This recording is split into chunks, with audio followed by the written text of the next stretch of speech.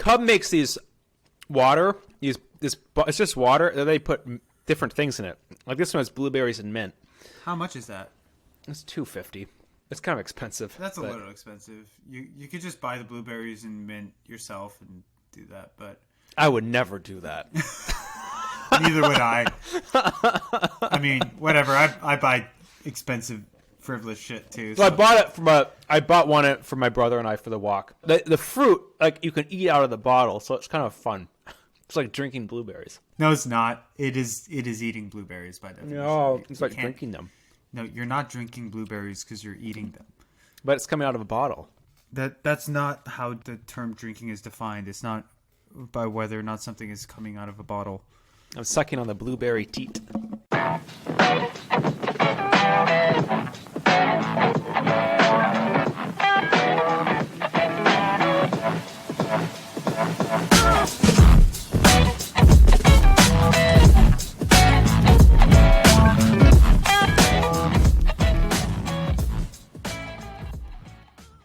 Welcome to Unqualified Opinion, the moldy piece of bread to your peanut butter and jelly sandwich. How's it going, Scott? Yeah, okay, I have to ask, I know I'm not supposed to ask about all of the openers, but I have to ask about that one. What? So wait, how? Usually it would be something like the peanut butter to your peanut butter and jelly sandwich, right? And so it's you're part of the core set. But I'm trying to say something along the lines of like this podcast is not particularly relevant to anyone's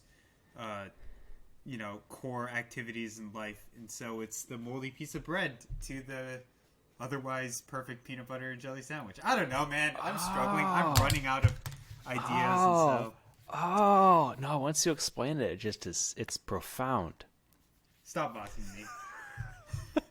I'm grasping at straws here. I'm struggling with content. It's good. No, anyway, it's good. Well, wait till we get to the main part of the podcast. Oh boy.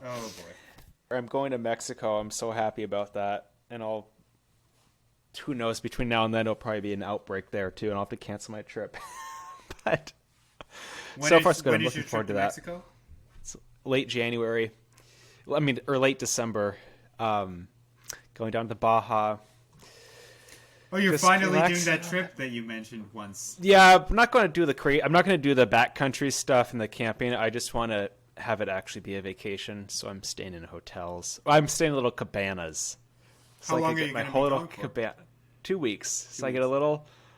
One of the places I'm going to, I get this little cabana. It has a hammock. It looks out in the ocean, private, all to myself. And it's a marine sanctuary, so there's tons of snorkeling. Or not. Ooh. Like, it's a very good place to snorkel because there's tons of animals that you can look at, and the reef. There's one of the only hard coral reefs in the U.S., or like the only one in the continental U.S. I mean, not continental U.S. North America. North America. We're still warming up on this episode, so easing into it. Oh my god! So that'll be really fun. I'm gonna buy a snorkel and take it down there with me. And swim around, and you have to wear a life jacket apparently while you're snorkeling. It's the rule in the sanctuary, so I have to bring a life jacket with me. That sounds ridiculous. When did that ever become a thing? I don't know. Well, I'll exert no effort. It'll be great. I'll just float around and look at No, fish. but then you can't dive down, which is really annoying. Well, you're not supposed to dive with a snorkel. No, you just hold your breath and you dive down, then you come back up and you blow really hard into the snorkel to get the water out. It's standard technique in snorkeling. Do you even snorkel, bro? It's the concept is extraordinarily simple. It won't take me much to figure it out. I have done it once or twice, yeah. Nice. But on the East Coast, where the water is really murky, so it's kind of pointless because you can't see anything. East Coast snorkeling just does not sound like a good time. No, you just see seaweed. Yeah, I've snorkeled in Hawaii when I was younger. There's a bay called Hanauma Bay, which used to be apparently incredibly biodiverse and had a ton of different animals and a really vibrant reef. And over the last 20 years, it's slowly just started to die, and now it's a fraction of the beauty that it used to have. Which is really sad. I remember even as a kid, my parents telling me that the last time they had been there, it was so much prettier and more amazing. And you can see this the state fish for Hawaii, which is the humu humu nuku nuku apua'a.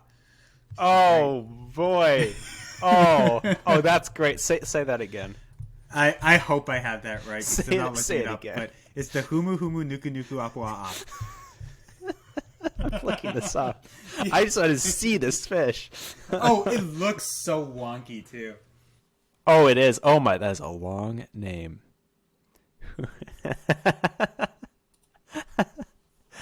Oh yeah. Oh, I know that. I know. I've seen that. Yeah, it's a very cool. distinct fish. Its eyes are very high up on its head. It's like on the top of it, almost. It's an interesting fish. Oh, that's cool. We all see stuff like that. Speaking of which, one thing that my brother was telling me about once when we were in the Natural History Museum, you know how you have what a stingray kind of comes from. So a stingray is kind of like a shark that flattened itself out and became what it is now, right? And it has eyes on opposing sides. So what about a flounder, right? So a flounder started with the skeletal structure of a fish, and then it evolved to kind of take over a similar niche where it needs to be flattened. And when it flattened itself because of its skeletal structure, the way it had to flatten itself was constrained to the structure of the fish. And so when it flattened, it had to kind of like move the eye over and then end up in this really awkward pancake form. But it's like both the stingray and the flounder were like trying to figure out ways to flatten, and then in the case of the stingray, it was able to leverage its existing like skeletal structure to do it in a normal way, and the flounder ended up looking super fucked up.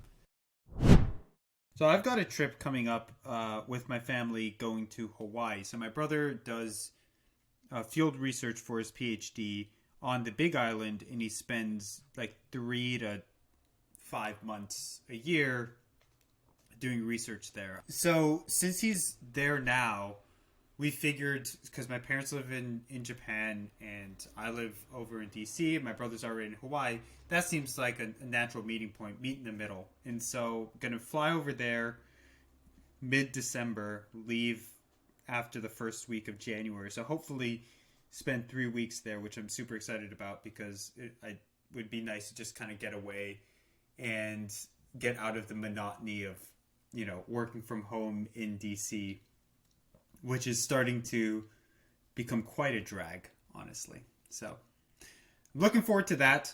Hopefully COVID doesn't get so serious that the state government of Hawaii blocks us off. They already have a pretty rigorous process. They make you go through a lot of hoops in order to get there and not have to do the 14-day quarantine. So you have to get a COVID test, and it has to be from one of like a specific set of companies, most of which are also in Hawaii, which is very inconvenient if you're trying to fly to Hawaii. So yeah, I had a COVID test mailed to me, and hopefully that'll work. But I don't know. The whole thing feels very up in the air. So I might just have to sneak out of quarantine depending on how things go. We'll see. Yeah, how closely, I wonder, do they... I mean, they're not going to monitor people closely. I mean, no, I don't think they're going to actually monitor people. I do think that I think the way they handle it is by putting up very high potential fines and jail time. So I think it's a significant fine if you do get caught, but the chances of getting caught are so low. It's probably not. Yeah. Really worth considering. So you have to go get your tan on at the beach. I mean, oh, of course, that is essential. So drinks. So I've got, let me just grab this other one and flip it around. I've got a Tangerine Express Hazy IPA by, I guess the company's called Stone. And that's a big brewing company, isn't it? Stone. I think so, yeah. And they've got a little description in the back. Tropical hazy IPA with tangerine and pineapple. This creation's uniquely hazy appearance is a credit to the glorious whole tangerine puree in every batch. Okay, this isn't interesting, so I'm not going to read the rest of it. It's like a standard hazy IPA that's fruity. It's 6.7% and it tastes pretty decent. But the interesting thing about it is that I bought a 6-pack of these, and every single one of them has the label paste it on it upside down. And I don't know if that's intentional because it's on every single one of the cans, but it's super weird and there's no indication that it is supposed to be that way. So Scott was recommending that I save some of these. I don't know if I'm going to, but yeah, that's a thing. So mine is printed the right way up. And actually, there was one I was drinking last week, a beer that I got preemptively for the podcast, but I drank all of them. It's called Badger Snack. I love it. Badger Snack. It's fun to say. It's like Bandersnatch. Is that a word? I feel like that's something in Harry Potter. I don't know. It could be, but it's so like silly. But it was a peanut butter stout. Ooh. It was really good. It's a local brewery. I'm not huge on stout because they fill me up. Like you can have one, and like, ugh, you feel really full after it. But this one was really good. So I pushed past the full feeling and just kept drinking them until there were no more. But that was really good. So that was the one that's not here that I'm not drinking. But I am drinking a box of wine, or a glass from a box of wine, I should say. And it is, typical box. But the thing with this box, Steve, the thing with this box right here, is that it is smaller than a normal box. It's only 2 bottles worth of wine instead of 4. So, do you want to mention the name? Evolution. The name's Evolution. Evolution, a Pinot Noir from Oregon. And this is that boxed wine that's going more towards the. It's actually good wine. Not that boxed wine isn't good. Classy wine. boxed wine. Okay. It's like classy boxed wine. It's like how much tier. Was that box? It's not middle shelf. It's like top shelf. It was the same price as a as a 4 bottle box. So it's basically twice the price. But so it's $20, $24. I don't know if you can call that top shelf, but sure. 24. That's a 12. Okay, that is a $12 bottle of wine, but it's boxed, right? And so already boxed wine is cheaper. So no, it's not top shelf wine. It's top shelf for a boxed wine. Sure. Okay. Do you see what I'm saying? Yeah, I mean, there are boxed wines that are more expensive, but they're very small. Like at the top level of boxed wines, they're basically getting the box that's the size of a wine bottle. Well, I guess sure, but why not just get a wine bottle at that point? The point of the boxed wine has more in it, right? So I'm glad we got into the intricacies of the value proposition of boxed wine. Never mind. It's fun. We only it's tackle the most important of topics here on Unqualified Opinion. God. So I have a friend who I regularly do calisthenics workouts with. We work out in the park, which is progressively getting more and more difficult as it gets colder and darker outside. I leave my house and it's pitch dark and it's cold, and I go to the park anyway and it sucks. But anyway, we made some preemptive New Year's, I don't know if resolution is the right term, maybe some goals for the new year. And so 4 goals in terms of moves to achieve by the end of next year, which is a long time away. So, who knows if this is reasonable, too easy, too hard. But I was going to share my goals with you, Scott, and ask you what you think. So the 4 goals are this. The first goal is 5 strict muscle-ups in a row.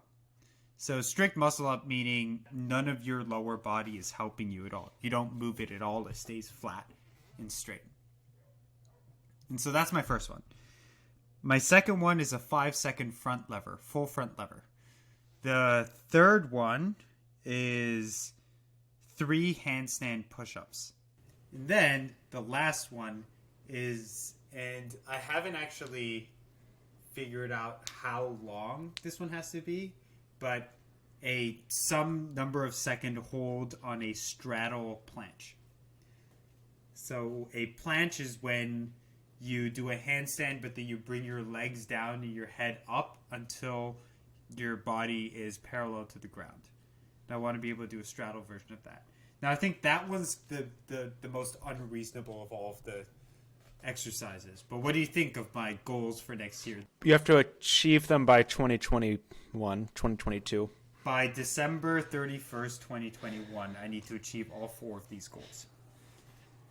Well, it depends on how long COVID is around, because that sounds like it needs a lot of practice, and it sounds like it's going to get untenable to do that outside in mid-December, January, February, March.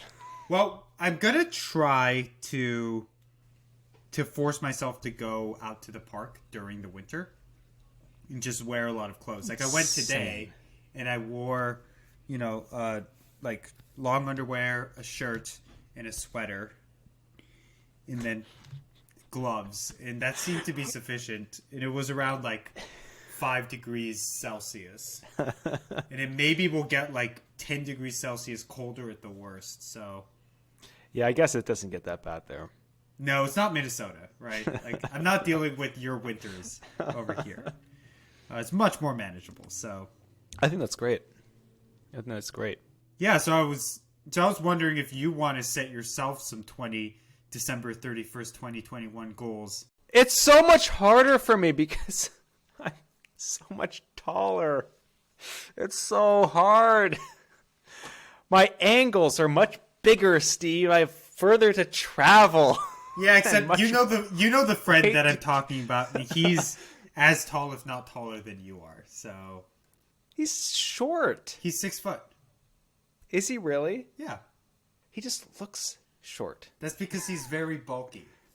The ratio is different. You're like lankier, and he's bulkier. So I think that's why it's easier for him. The body type.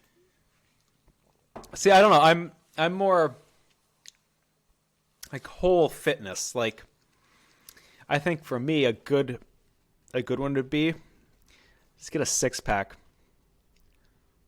like a legit. Because what that means, what that entails, is a lot of core work, a really good diet, keeping up on the cardio, and like those are all 3 things I really want to work on. And so so the goal. Oh, have you been keeping up on your cardio? Yeah, I would say so. Yeah. I'm guessing you don't run outside. You probably go to the gym, right? No, the gym's closed. Oh, your gym closed. Fuck. Yeah. Yeah. That's why I'm saying that now. Yeah. Bad mood. Yeah, that sucks. It's closed for another 2 weeks, I think. What do you 3 do weeks. for cardio? Do you run outside? It's still warm enough. It's actually a really warm winter so far. So it was like around what temperature? I'm in 0 during that as a high. That's warm. High 0 Celsius. Yeah. Yeah. Yeah. That's not bad. Like today it was probably like maybe 2 degrees Celsius. So my brother and I went on like a 5-mile walk. He's a fast walker, so that's good. And I go for a run. I'll go for a run. It's really a diet. I really, really need to be more strict about my diet. And especially because like there's so many foods that like just upset my stomach. That's really what I want to focus on. That would be very hard, but rewarding. Because the nice thing is once I get to that point, I can stay at that point, right? Like, because I don't gain or lose weight very easily. So if I lost a little bit of fat, ate a lot better, and then kept eating well, I just need to get down there. Are you trying to get to a point that you were at previously, or are you just trying to get to a new equilibrium? A new equilibrium. No, I've never had a 6-pack, I would consider. Yeah, I mean, 6-pack is just a very non-specific goal. It's very subjective in terms of who calls what a 6-pack, right? Some people are much more lenient with their definition. That's true. I'll have to think about it. I mean, I could also set weight goals. I'll have to think about it. The reason I like having a goal that's based on a specific movement in something like calisthenics is because some of that is factored in, but it's also just much more tangible and easily measurable. So if I can do a 5-second front lever, I can do a 5-second front lever. It's not like, and I know that I'm achieving that goal. That being said, it doesn't factor in the health portion quite as well. It's more of just a general proxy for it. If I'm eating well, if I'm losing weight and gaining muscle appropriately because my diet is aligned, then I will be much more likely to be able to do a front lever as part of it, right? But it doesn't mean that those things are required in order to achieve that goal. So I don't know. I think all of this stuff is hard. I think in general, quantification of exercise is just a really difficult thing to do, and it's not necessarily the most productive to be highly analytical and highly kind of quantitative about that kind of thing. I think it's a lot better to just have broad overarching goals, and more importantly, have a schedule and a pattern that works well for you and that makes you feel good. So Yeah. I don't know. I'll think about it. I have a couple things in mind. I don't really care about achieving any specific exercise. Like, that's not motivating for me. You don't think the idea of getting a front lever is cool? It's cool. I don't really care if I could do it or not. That's so weird. I don't understand that at all. I mean, I have the idea of getting a front lever is just like very, very appealing to me. It just feels like a really awesome skill to be able to do. Yeah, maybe for you. Yes. I don't disagree for you. That is the case. I just don't really, for me, it's like, what's the point for me? It's like, I work out not to achieve specific like technique, but to look better and to feel healthier. And so that's my end goal, not any specific thing. Our topic today is very broadly COVID. And so there are a lot of ways that we can take this, and I'm honestly not sure exactly where it's going to go. But we figured that given where we're currently at, you know, what is it, like something like 10 months, 9 or 10 months from the start of COVID in the US, in what a lot of people are calling the second wave, where there's been a vast kind of nationwide spike of COVID cases, and a lot of states and counties and municipalities in general are considering closing down facilities again, to kind of talk about what COVID is, what we know about COVID, the implications with regard to behavior change, the future of potential vaccines, and the future in general of society as it adapts to the new reality in a post-COVID world. And so that's very broad. Maybe a good place to start with this conversation is around transmission and appropriate indoor and outdoor behavior, given what we currently know about COVID. So, you know, I'd done some research a couple weeks ago. By research, I mean I scanned a couple articles. And then, you know, 2 weeks went by and I don't have them in front of me. So I apologize if I'm saying things and I don't have like sources to reference or whatever, or if I forget things. But early on, a lot of the kind of hypothesis around how COVID was transmitted between people was based on the notion of COVID being primarily transmissible through droplets and through surfaces, right? So droplets is a misleading term. It really just means when you have a bunch of particles that adhere together and then they are kind of transmitted. So if you think about when you speak, the kind of spittle that comes out, really. And surfaces, meaning, you know, if someone touches a surface and is COVID positive and someone else comes along and then touches that surface and then it will now transmit to them and become COVID positive. More recently, it's been pretty clear that surface to surface transmission is not particularly significant. It's if even possible, very, very rare as a cause of transmission for COVID. And so I guess one of the nice implications of that for me was that, all of the park equipment got reopened up without a bunch of people freaking out about whether you've properly sanitized your hands before using things. I think there are still people who kind of freak out about that thing. And that's fair because there are people who are immunocompromised and there are, people who might touch a surface that has excessive droplets on it and then like rub their eyes and that might cause some transmission. So it's not like it's not possible, right? But I think one of the interesting things around transmission research is that there's been renewed research in the last like 5 or 6 months that's shown that aerosol-based transmission is actually quite prevalent. And so the idea of aerosol is just a technical, I guess it's a quote unquote technical term, but it's like the size of bundles of particles, right? So you have like droplets as a terminology, which is a certain size of the kind of like bundle of particles, and then small enough that it can transmit freely through the air is called aerosol and wouldn't kind of be weighted by gravity and easily fall after like 6 feet, for instance.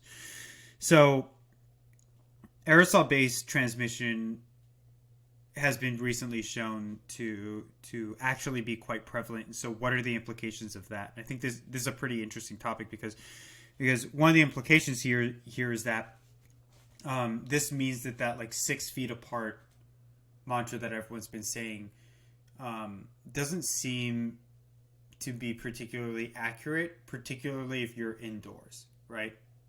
And I think that, well, let me just say this. I'm not sure what most people's mental model of appropriate behavior for COVID is, but I do think that some people have this mental model of like, doesn't matter where you are, as long as you're 6 feet apart from people, then you're fine. And what the research around aerosol-based transmission shows is that that's an incorrect mental model. Because if you're in a constrained area, so say indoors, and there's a COVID positive person, since there's aerosol-based, not just droplet-based transmission, anyone in that room is now possibly going to be infected. There's a particular kind of viral load that you need of COVID in order to actually become like COVID positive, right? And obviously these terms are categories, and COVID positive is as a binary on-off switch doesn't necessarily make a lot of sense.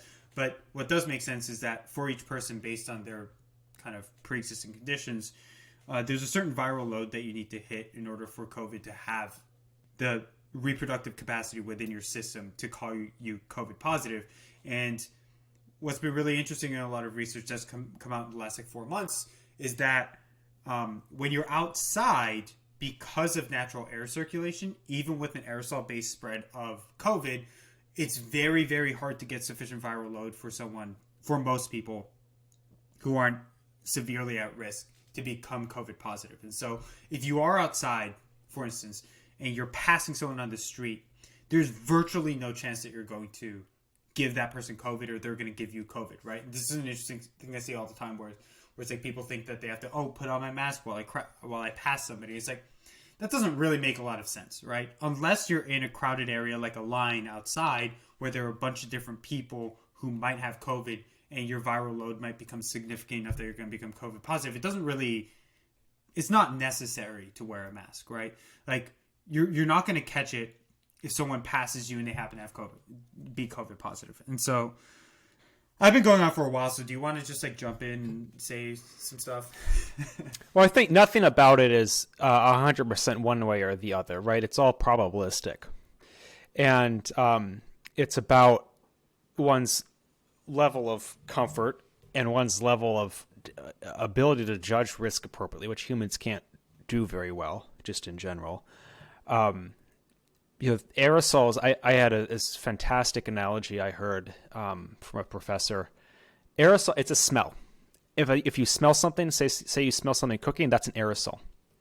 And so you can imagine COVID very much like you would imagine a smell, where you can if you're close to the source, you can smell it really strongly. If you're getting further and further away, you smell it less and less. And that is associated with that viral load, where you're closer to the source. And that's where that 6 feet does matter, where especially if you're in a closed space, it does diffuse to a level beyond the source to where you aren't getting the necessary viral load to become infected. sorry if you don't mind me just quickly jumping in. Maybe the most effective way to say it is that people underestimate the potential kind of risk of being indoors with other people because of the aerosol-based transmissibility, right? So, say what you will about proper behavior outdoors, but when you're outside, or even when you open a few windows, right? That's why what's really interesting is that you don't see a lot of COVID positivity with Uber drivers, Lyft drivers, or cab drivers, right? Because even by cracking open a few windows, you're not fully, but you're significantly negating the risk of being in that confined area. And so what that says to me is that people tend to underestimate how transmissible this disease is when there's static air. So it's highly, highly transmissible in static air. And so we have to be very cognizant of that, make sure that we are opening windows, increasing circulation when there are other people around that might be COVID positive. And this is where the probability comes in, right? So you're going to have a much lower probability if you're just passing someone on the street, right? Much, much lower. But you also, people have to factor in their level of risk tolerance into that. If you're living with someone who has comorbidities, wherein if they got even slightly exposed, it would be very, very bad for them. Or if that person is people need to be more careful. I think, in general, absolutely. I mean, it's definitely preferable to have airflow and be outside, and the probability is much, much lower. But I think it's also fascinating conversation because people don't understand probability. That it's like they would say, "Oh, if I'm outside, I won't get it." Well, no, that's not true. You just have you have a low chance. It's a small chance, and if you go inside, you have a much higher chance. And people don't really think like that. They think very dichotomously, where it's either you're at risk, you're not at risk. And this fascinating graphic I saw illustrated kind of the fallacy behind this, where every measure of protection is like a piece of Swiss cheese. And imagine if you just stack up a bunch of, let's pretend the Swiss cheese has a lot of holes in it, right?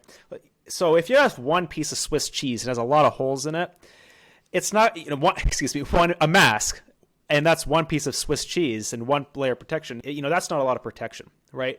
But if you add that layer of Swiss cheese, then you add social distancing, and then you add, capacity limits, then you add better ventilation. All of these reduce the probability, right, to a point where it is virtually zero, right? And then depending on the environment, like if you're outside, of course, the airflow slice of cheese is going to be a lot smaller holes, that's going to be very hard to pass through. But there'll still be some, possibility, passing through, some possibility of transmission. But when you're inside, you recognize, wow, all of these layers have a lot of holes in them. You need to kind of stack them up, right? You need to social distance, you need to have good airflow, you need to have the mask on, right? And you need to be, not, having people over to your house if you have family members, keeping separate from them. So I think it's a fascinating, but it's a very complex thing for people to understand. It's not like, am I at risk or am I not at risk, or am I going to get it or I'm not going to get it, as people like to think. It's much more complex than that. Another thing I would add, just kind of on the funny statistic I heard from a faculty at the U, I think they said 1,000 studies come out every week about COVID. And most of them are crap because they have to be done so quickly. And so they're very exploratory, but most of them cannot be replicated. And so the challenge also is that sometimes the media, I don't know if you heard of COVID toes, and people thought, oh, this like sign of it, you have COVID if you're toes. Well, actually, it was one study that showed a correlation, potentially causality, and then more things. We can't reproduce this, Yeah. And that's just one example. And, there's been others as well where, initial research comes out. Maybe it's not very good research, but it may be compelling or an interesting story, and the media latches onto it, or a public authority latches onto it, and it gets spread around like it's true, wherein it's actually kind of crap science. Speaking of that, if you don't mind me asking real quick, do you know what happened with the assertion that COVID is having more significant impacts on younger teens than initially expected. What do you mean by significant impacts? It's similar to this idea of like COVID toes kind of reminded me of that, of just kind of like chronic pain and issues for teens. I remember there was something in the Daily about that like 3-4 months ago. And then I never heard about it again, you know? Well, it's challenging because any research is going to be, we don't have longitudinal research at this point, really. I mean, any research is a point in time, or maybe several months at best. And, there's huge issues with sampling as well, because most people get it, never even know they have it. And so your sample size is people who like, it's just, there's a lot of issues with that. And when you're looking at longer term impacts, that's also very difficult. So say teen or preteen or whatever is having some more complex symptoms. Well, maybe your sample was off, and then maybe you're looking at a longitudinal period that's just not long enough, and those symptoms disappear, and it's actually not a big deal. Maybe they surface at a year or 2 years later. I mean, there's so much we don't know about some of those more complex outcomes and continuing ailments that might be caused by COVID. We just don't know at this point. It could be nothing. It could be severe. It could probably be somewhere in between, which it likely is. I think that it's a really important point to reiterate, because at this current point, we have a sense of acute mortality rates, but we don't have a sense of long-term chronic implications of this virus, right? It very well may be the case that the most destructive kind of impact of this virus will happen decades down the line. We just don't have, as you said, the longitudinal data. We just don't have the period of time necessary to assess this. And so there are a lot of people, I think, who will look at current mortality rates and will say that this is relatively trivial, especially if they're relatively healthy and in a age group that isn't particularly at risk. But I don't think that should warrant the kind of behavior where you are actively going to places seeking out the virus, say for the sake of getting that immunity, let's say, for instance, right? Or just disregarding all potential risk. Because at the end of the day, because of this level of uncertainty that we have, because we haven't had exposure to this virus for long enough to have data on it, and because of the noise we're seeing and the way people have responded to this virus, I think it's really important to note, like, that uncertainty needs to be weighted into the decision-making process, such that you're not assuming, oh, I'm a young 20-something-year-old who's very healthy, I can get COVID, it'll be no big deal. Because you don't know that. Sure, mortality is probably not on the table for you. It's very low probability. But chronic illness might be. We just don't know, right?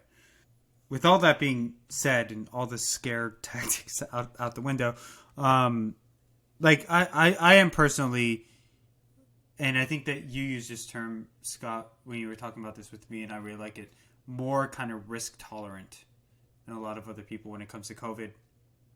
Like I will go outside, I'll go on runs, and I won't wear a mask. I never bike with a mask because that's fucking stupid, right? Like, there's no science that shows that it makes any sense to do such a thing. I've had small numbers of people to my house, like less than 7 or 8, right? And so I feel like I'm fairly risk tolerant in that. And I was wondering if you want to talk a little bit about, like, kind of what procedures you've taken and what kind of risks you're willing to take. Yeah. I worked directly with COVID patients, homeless COVID individuals. And I've been doing that. COVID positive people, right? COVID positive people. Yeah. Did I just say COVID people? Yeah. That's shorthand. Shorthand. COVIDs. This is COVIDs.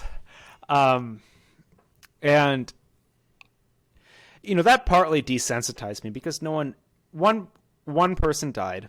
But these are people who have significant underlying health issues, right? And it's a homeless population.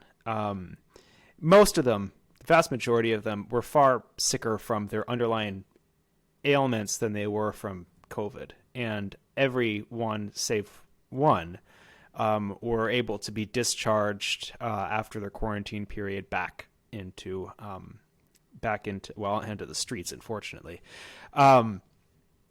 And that really showed me kind of that it pulled it back a little bit. And I was like, this is not as scary. I'm more worried about my parents. You know, they both have health issues that would make them more susceptible. Their age, as well as some of their underlying health issues and past health history. So I'm worried about them. I think if they got it, there's much higher chance that they become quite sick. But I don't see them, right? That we live 1,300 miles away. So for me, I didn't really, and I'm an introvert, so I'm not around a ton of people all the time. So for me, wasn't worried about myself, especially when I was working with that population. You have certain protocols you follow and it's safe. It's not like overly safe. You know, people are always like, do you have the N95? Do you have face shields, et cetera, et cetera? And really only people, those are recommended, at least, I'm not sure now, but like N95 masks were recommended for nurses who are intubating patients, like actually sticking shit up their nose, down their mouth, where you have aerosols flying everywhere. Like someone who is just standing and talking with another individual, as we were doing, for maybe 30 seconds at a safe distance, we didn't need those. We just had a medical face covering, a mask, and we had gloves. We still do, and that's just general hygiene when you're in a situation like that, you know, wearing gloves. And those were the protocols. And then when we were in the room, you know, we stayed apart from each other, and no one has gotten sick on the staff side or the resident, and no one really got ill on the resident side. So that really helped me kind of see, you know, crafted my view on my level of risk and how acceptable I am of that. So what is your general kind of protocol for when you do and don't wear masks? When I was working there, of course, you wear a mask even when you're on staff. It's the funniest thing, Steve. And this doesn't have to be on the podcast, but when we first started, we were all the staff, like they overstaffed it. And so they put all of the staff, there's like 6 of us in this tiny hotel room, and no one was wearing masks. It's a shitty old hotel room, like really bad ventilation. They've improved it drastically since then, but oh dear, that is kind of funny thinking back. Like that would not fly anymore. But anyway, so when I wear masks, obviously when I'm working with that population, of course, it's mandated. So that's very easy in Minnesota. I mean, you have to when you're in a building. When you're in a building, not when you're outside, though. Not when you're outside. No, it's not mandated outside. I don't wear it outside. Not a lot of people wear it outside. Not here. Interesting. Even in the cities. I would say the majority of people in DC do wear masks outside. Well, DC is also a lot denser than here. Like you have a lot more people on the street. Like here, walk down my street, I'm the only one on my block. The block is 1/8 of a mile long. I mean, you know, it's kind of silly.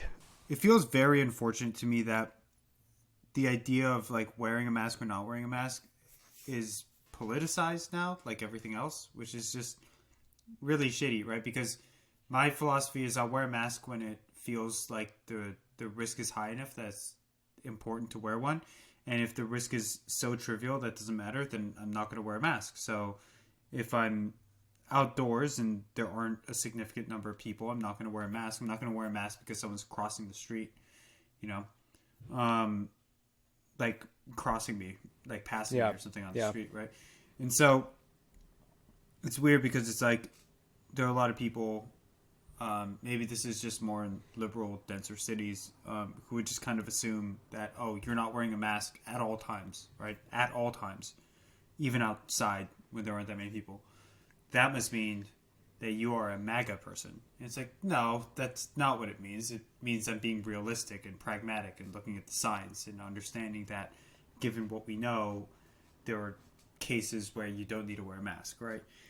And then there are also like people who will go indoors where obviously it's with other people.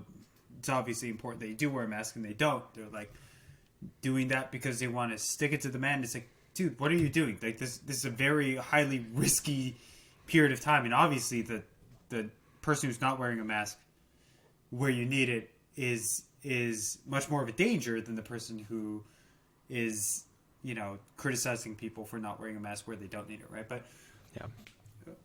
But either way, it's like on both sides, it seems very political, and it's very disheartening because I wish that something like, how we behave as we handle a nationwide epidemic is something that doesn't have to be politicized. But I mean, you can blame a lot of that on Trump's behavior, I guess.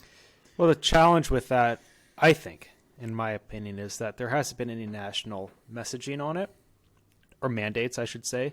Mm-hmm. So, and the messaging that has come out is unclear, or there isn't. It's non-existent. And so, if there was a federal level, we can't because it's that train's left the station. But at the offset, if there was a mandate that you had to wear a mask inside, everyone in this country has to do that.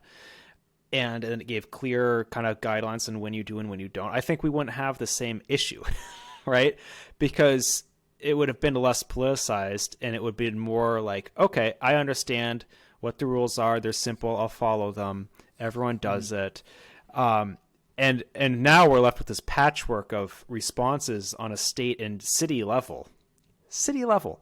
Like, you don't address a pandemic on city level policy. It's just nuts, right? It's crazy. And even in Minnesota, we still don't have a statewide mandate.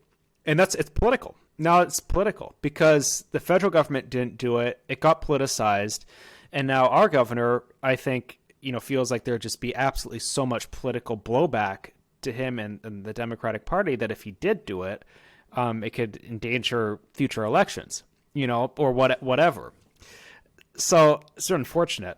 I was actually going to Mexico soon, and it's a federal level response. The states do not get to decide what level of caution. So they have like a traffic light system where it's like a couple shades of yellow, red, green, etc., and then that determines what the requirements are. Is that based on the rate of kind of multiple? I'm sure it's. I don't look into that, but it's based on multiple. Look at positivity rates, stuff like that. I don't know how the Mexican government determines that, but I'm using this as an example of this being done on the federal level, where it is a coordinated response, rather than a piecemeal response. And we see the issue of that, I think, is the Sturgis rally is a fantastic example of that. The Sturgis rally in North Dakota, which is a bunch of motorcyclists coming together, tens of thousands of them, that couldn't happen in Minnesota. It would have been, we wouldn't have allowed it. But North Dakota allowed it. But half those people from Minnesota. So they go to North Dakota, they infect each other, and they come back to Minnesota and infect everyone here. Yeah, just because the policies don't travel across state lines doesn't mean the people don't. The people right? travel across state lines. That's one of those political failings where you can have a political mandate for how the citizens need to behave in a certain area, but if you don't have strict kind of borders between those political entities, then a lot of that behavior falls apart when you think about transmissibility for a disease, for instance. Exactly. So, I see what you're saying. I guess the devil's advocate position here would be that if you have a top-down kind of state-based, and by that I really mean nation-based approach, then you may fail to recognize both innovation on the one hand, right? So innovative approaches that could come bottom up, right? Like maybe it's a state or other municipality is that right? A municipality is a city. Sorry, then typically. I'm using that. For some reason I assume municipality means like a catch-all government entity, but that's totally wrong. So maybe one of those lower level institutions can innovate and find an interesting kind of political solution that does a much better job of capturing, of solving the problem of, let's say, COVID, while not having so many of the economic repercussions, right? By having a decentralized approach, you allow for the opportunity for that innovation to occur. And again, I'm not saying that I necessarily believe that this potential benefit outweighs the impact. I'm just playing devil's advocate here. Yeah. So I would say that's one piece. And Jesus, I'm getting drunk. But let me see if I can remember the second piece. The second piece is that if the federal government overswings in a certain direction, they may cause significant damage that would otherwise have been remedied by a more decentralized approach, right? And so let's say you have a government that is much more risk averse, and because of that, their position is not, we're just going to avoid the hospitals being overrun, and it's going to be like we're going to get it the rate of cases to this unreasonably low level, and we're going to enact draconian rules in order to ensure that we have that level. Now, if a federal government were able to do this, then it could cause significant economic harm that may outweigh the harm of COVID, right? So those are kind of my 2 points as devil's advocate. Mm-hmm. Again, I'm not saying that I necessarily think that this decentralized approach, especially the way it's been implemented in the U.S., is optimal. I don't have enough data to say one way or the other, but I think it's worth considering.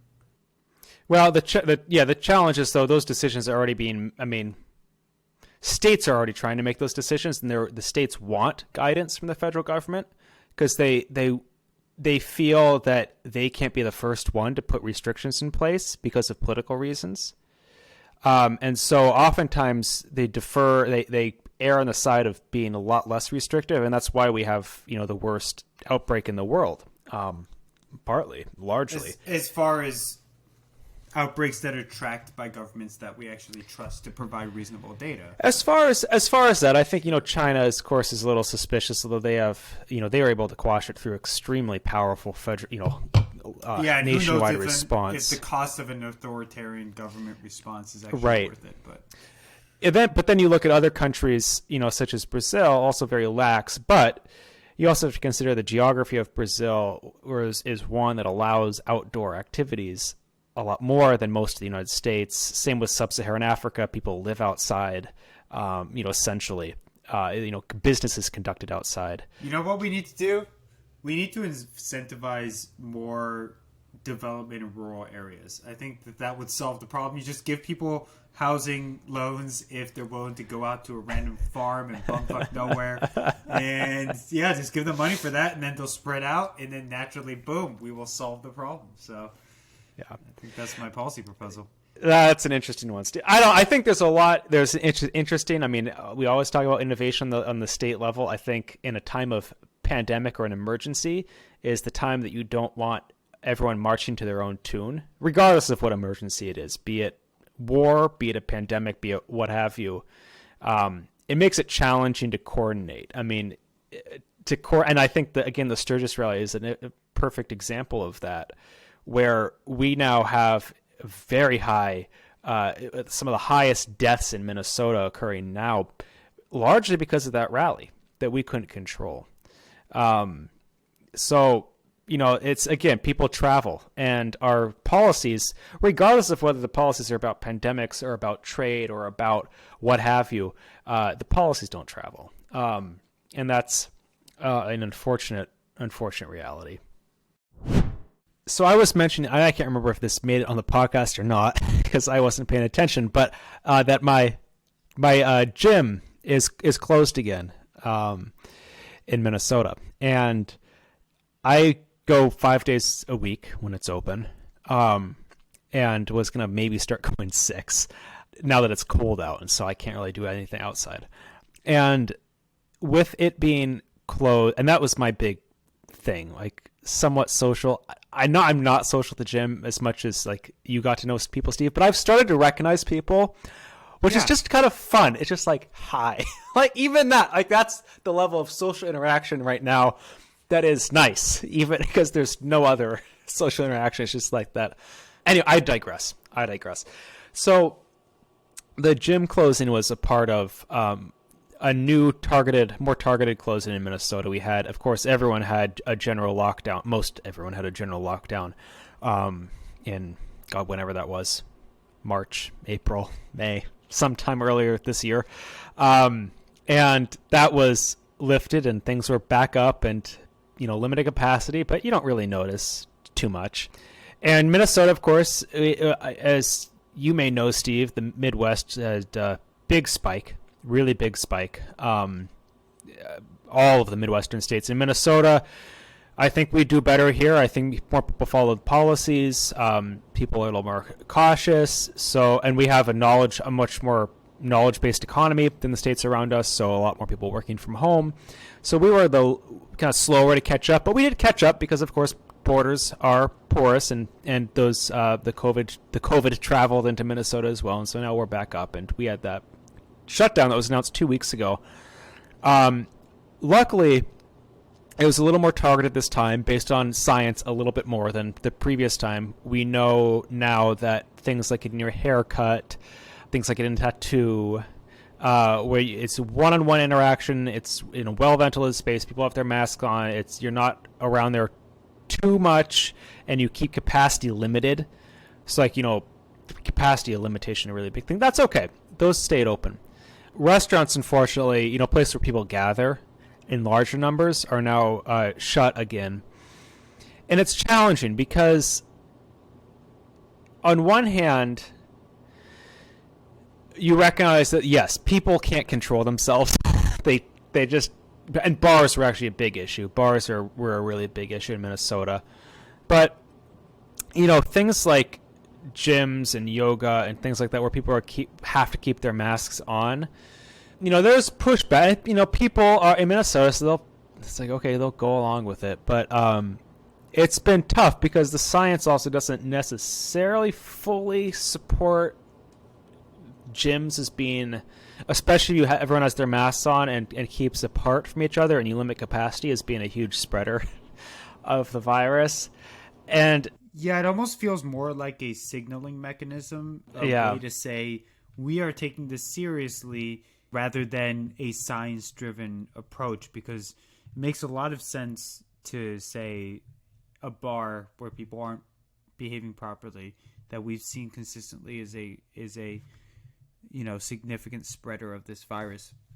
It makes a lot of sense to block that off, but a gym that's reasonably ventilated, where you're restricting occupation and you're ensuring that people are wearing masks, that feels not like it's a zero risk environment, but a lot lower risk and shouldn't be considered in the same category.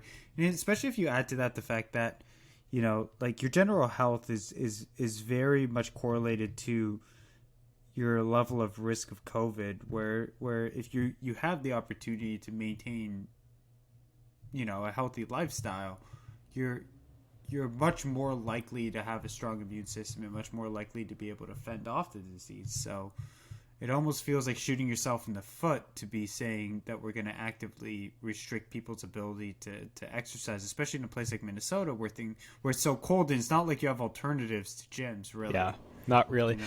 And this is where, I did a lot of thinking about this, and, I am in an area that I am close to people who make these kind of decisions, closer than most people. I don't think it was political. I think the challenge that I think people have with government decisions, especially more local level where it is less politicized, state and local level, is they think, they always should be evidence driven, they should do what's best. And the challenge, especially with this, is we still don't know, and it's individually driven on a policy level. So it's not, it's some, the head of Department of Human Service or Department of Health, they may have a very specific view, not political view, but just a very specific view about COVID, and that Minnesota should be really tough on this. They're a very influential figure. They tell the governor listens to the people that he hires, and he's like, okay, if you think that isn't the best recommendation, that's what we'll go with. So I think it's a little more nuanced than just, being a political signaling mechanism. I don't think so. I think most people who go to the gyms are liberals, and I think most people are mad that gyms are closed are probably liberals. I think it's more of people with very specific views about how to treat COVID, and people who are very influential in very influential positions on how to treat COVID or combat COVID, who are making those decisions somewhat unilaterally, right?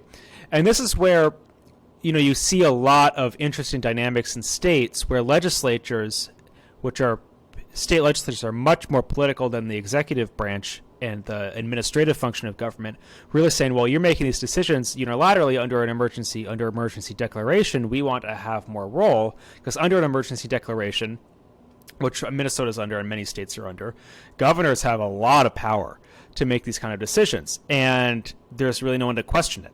It's like, we can do it. I mean, the legislature can strip them of emergency powers, but it takes both chambers to do that, and there hasn't been a lot of states that have been able to get to that level of support for stripping the governor of those powers. So it's really interesting when you think of like the internal dynamics, like who is making these decisions, like what is their perspective, what are their biases. It's an elderly woman who is in charge of our Department of Human Services or Department of Health. What potential biases or what potential background is she bringing in her decision making on what to leave open and what to have closed? I'm sure that's not everything. Of course, there's many other facets she's considering, but these are individual level decisions, and that's, I think, people often forget that these are not made by God, and they're made by imperfect, career civil servants, which makes you feel a little more empathetic, but also like. It doesn't really make you any less frustrated at the same time. If you don't mind me asking, are you familiar with other states' COVID restrictions at all? Somewhat, yes. Mostly those around me. What do you think of, let's say, as an extreme example, Florida? I'm not familiar with Florida. Basically, like, no restrictions. And yet, they do not have an overwhelmingly high case rate or mortality rate. They did early on, right? But they don't now, right? Well, I think there's a couple things with Florida that is interesting, and I think this whole thing is fascinating. And these are just thoughts I have. So with Florida, you have a really old population, and be it Republican or Democrat, you see a large recognition among the elderly population on both sides that COVID is a risk to them. On either political and it's less politicized at that age level. So there may be a lot of tactics implemented on the individual level that don't need a requirement by the state. So you have an old population, they're worried about their health. They do these things voluntarily because they don't want to get it, regardless of their political party. You also have a very warm state, which means you can be outside a lot more. When you dine, you can have all the windows open. Your restaurant can have patio. You can have patio dining. And so that's where, I like countries that do that kind of, I like Mexico's approach, kind of like traffic signal thing. Like some areas, okay, looking at it, it's okay. You can be more open. Other states like Minnesota right now, or like the Dakotas, out of control in the Dakotas right now. You really need to be a little more serious about how you approach this. And the problem is they're not. They're not.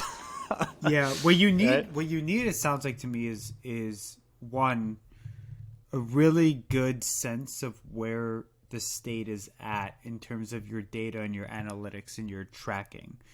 And then from there to like a science-driven and iterative political response, which allows you to shift your policy quickly based on kind of what you see in that data. So if the rate of infection is kind of spiking at a certain point, you can quickly implement a policy that will say like, hey, let's do this for a period of time. Let's increase restrictions in certain ways, and then once we see the kind of rate of infection decrease again, we can reopen and do that in a very flexible, robust way.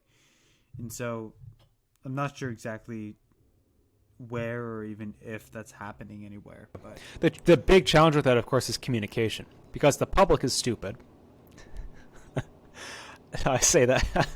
The public, I take that back. The general public has a lot of their minds right now and paying attention and understanding variances on a smaller scale of green light, red light, yellow light, green light, red light, yellow light on different restrictions, that's a lot to understand. It's a lot to communicate effectively. That's a high bar to communicate that effectively. So I think what I've seen is states more go on the because of that go on a very statewide approach, because it's just so hard to say, okay, if you live in this county, in this county, in this county, or in this city, you can do this, but if you live in those cities, you can't. I mean, it's just very difficult to get that message across effectively. And so states just like, okay, blanket policy for the state. And so we see that, it's not happening at the federal level, but it is generally happening on the local level, be it a lot of restrictions or no restrictions in the case of like North Dakota.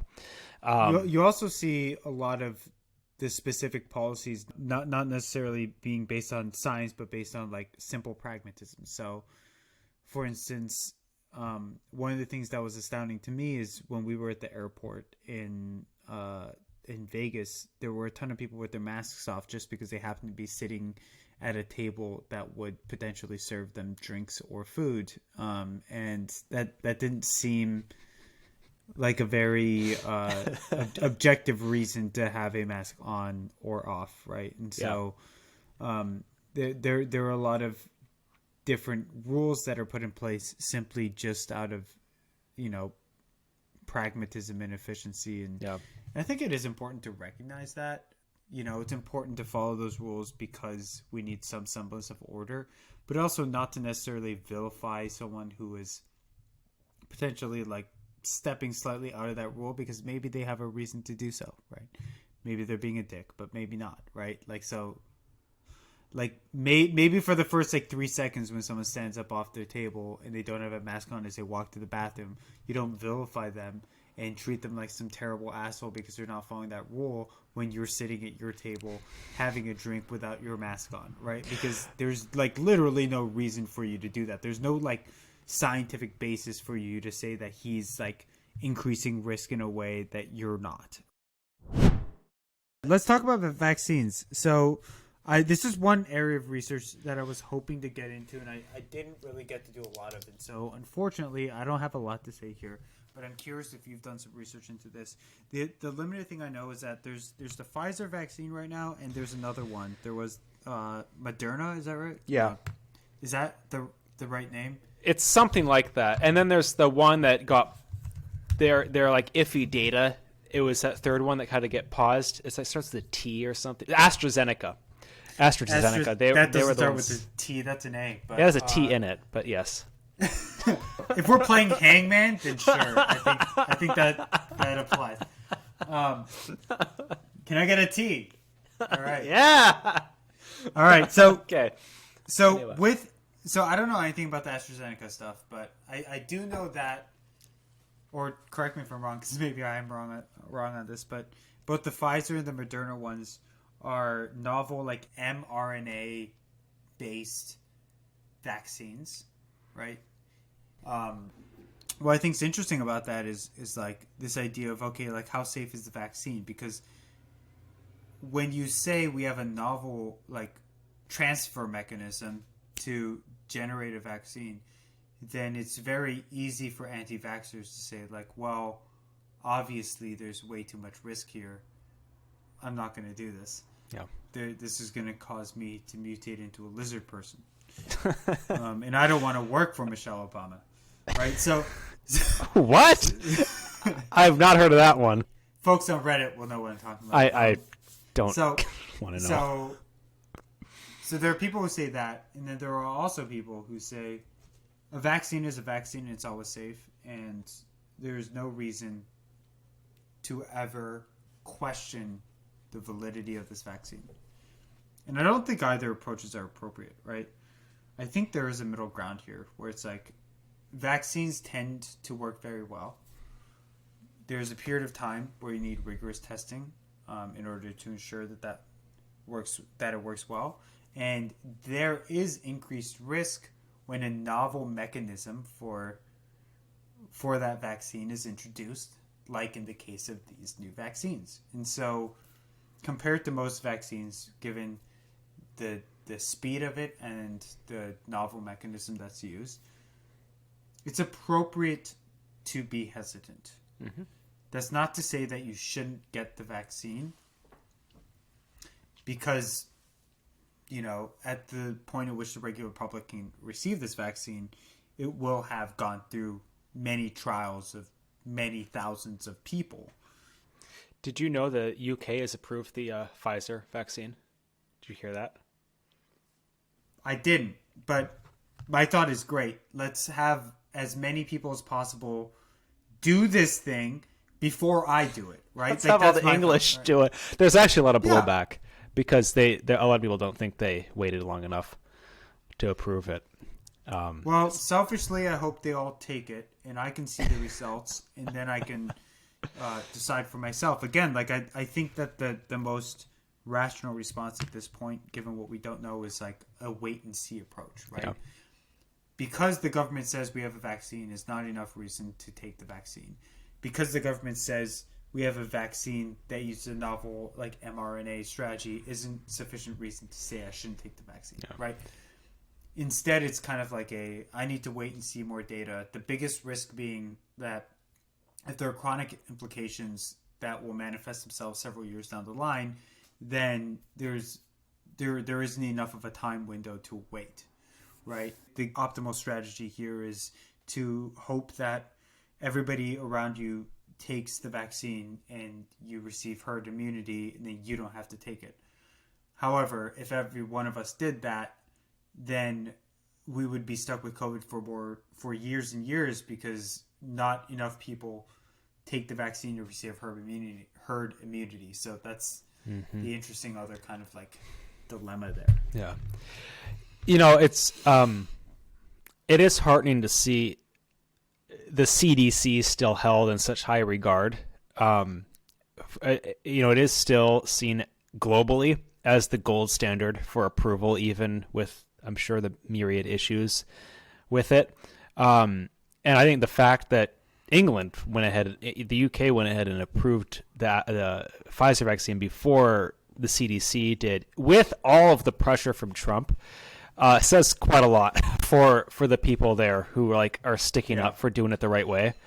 I don't know if this is just a very kind of interesting side note, but I don't know if you've read about the Pfizer vaccine, because they partnered with this company called BioNTech.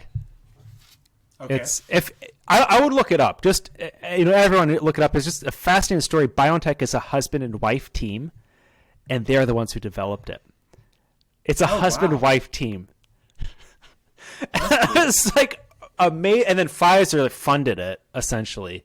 It's more complex than that. And then they funded it with government money, partly government money. But there's like a fascinating, private, individual government, melange of making a vaccine. It's just kind of amazing. This husband-wife couple developed the first vaccine to be approved, and what looks like to be the most effective so far. It's just in less than a year. I mean, it's just fascinating. It's a fascinating story, just from a personal interest standpoint. They call them the power couple. I was yeah, I think they've earned that. I want to say I looked at this fascinating, and everyone can test this out. You go to New York Times, and they have a little calculator. You put your stats in, and that tells you, based on what they know about the CDC guidelines about who receives the vaccine, which are still in development, who would get it first. Guess, Steve, where we fall. I'm going to guess around 75th percentile. No, we're in the top 50 because we spread it to everyone. Oh, that's actually an interesting point, because there was a daily episode about that, which was saying, does it actually make sense to give the vaccine first to at-risk people if those people are not spreaders, when you could give it to people who are more active and spreaders, and then that will actually in turn prevent it from being spreaded to at-risk people, right? Yeah. So that's actually looks like where the CDC is going with their recommendations. Interestingly enough. The last topic, which I think is a really meaty one, probably one we may have to cover in another episode as well, the socioeconomic impacts. And I actually think there's a whole other podcast, because we've been going a while with this one, about the macro socioeconomic impacts. I think the way we're going to change is not something we can cover in 10, 15 minutes. But I'm also really interested, and maybe this is what we would want to focus on for the remainder, is more on the individual impact. And kind of how life has changed for us in the last 10 months. And just kind of reflect on that a little bit. And I mean, I can just say from the start, it's been a really tough year. Living in Minneapolis with the George Floyd issue as well, and it's been depressing. I mean, it is depressing, and I also have developed somewhat of a fuck this, fuck whatever attitude. It's why I'm getting a tattoo. I'm like, why not? Like, this is so fucked up. And the interesting thing is, I was actually doing a little research into previous pandemics, and I was looking at the Black Plague, because it was a fascinating kind of parallel to today. Obviously, it was much worse than what we're going through. And one of the interesting things they're talking about is that the Black Plague was a catalyst for the Renaissance, because people saw how kind of silly it was to believe in heaven in as many words, and focus more like material and earthly stuff, and started doing a lot more art and innovation and invention and all this kind of stuff. Because like, why are we just like praying and then like this plague wipes everyone out? And also the sheer kind of impact of the Black Plague upset a lot of power structures and opened up new opportunities for many people to rise through the ranks in what used to be a much more kind of hierarchical and quote unquote stable society. Absolutely. And I was thinking about that. I was thinking, maybe, is that part of my perspective about, being a little more adventurous. It's also interesting. I went on a date or two. It's also really interesting dating people at this time. It's a different, because everything is so depressing and dark, and you talk about it, and it's just, you talk about it as two people, with like because everyone now has this shared experience that is so profound, I've found. Mm-hmm. And it's really fascinating talking about that with someone who you're on a date with, where you would never talk about something that was so much gravitas on a first date, right? Mm. But it's something you just talk about. It's like I found you get to real conversations with, at least in my very small sample size, real conversations with people really a lot faster than used to, because I don't have time to like bullshit around with small talk, because like there's a lot of other stuff going on and a lot of meaty stuff to talk about, and I want to know how it's impacting you and you me. So that's been really interesting as well, and this has also been the first time that I've really considered seriously moving, because I saw kind of, one, the barriers with remote work being what it is now are a lot lower, and also how awful it is being trapped inside in the winter here. And it's like, should I actually? So I don't know. I mean, I was thinking like on my personal like socioeconomic level, I've not been economically impacted, luckily, by this, but definitely socially. And those are some of the ways that kind of it has kind of impacted my thinking. So I don't know, Steve, if you have, you can go big too, but I just wanted to kind of talk on a personal level. No, I think ending on this personal note is great, and I think we would bite off more than we can chew if we tried to do any more than that. I think a lot of what you're saying resonates with my own experience, except for my sheer lack of social life, I guess, and lack of dating and all of that this last year. It's been fucking brutal, but we won't get into that, so let's move on. One of the things that you said that really resonates with me is this idea of opportunities for moving, and I think that translates to a lot of people, right? In general, there's this kind of renegotiation of the value of cities that's happening, right? Like, I think that you said specifically Minneapolis isn't as appealing because of the cold, but I think in general cities aren't as appealing anymore because the trade-off you're making is less space for more access to amenities and opportunities. And with, as you mentioned, the access of remote work, and also with the degradation of high-density entertainment, bars, clubs, etc., the cost benefit assessment doesn't work out in the favor of cities anymore. And so we both happen to be at a point in our lives where we're thinking about like stability and things. You already have a house. I'm desperately looking for one. What that means for me is I've been thinking a lot about like, okay, maybe this next year I need to move to a place where I can have more space, get a house, you know. Interestingly enough, when you're a software engineer and you don't have as many social obligations in the city you live in, you end up saving more money than less. And so I've actually been able to save more money this year than I would have if not for COVID. But one of the things that COVID has done for me is made me reassess what my life goals are and what's important for me.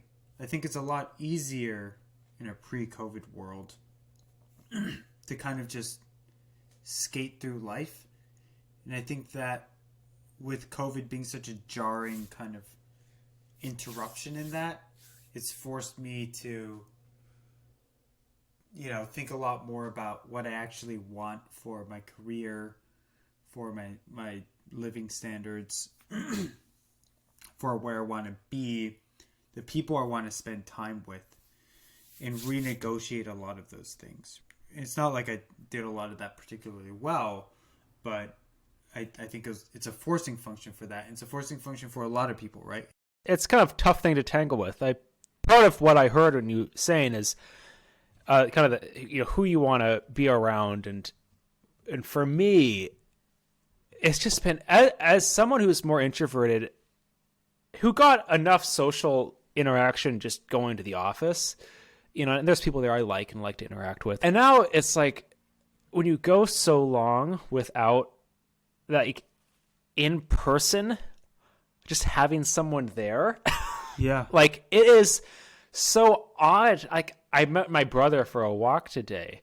You get this like jolt. It's like you see someone like in person there that you're like going to spend time with. It's just kind of exciting.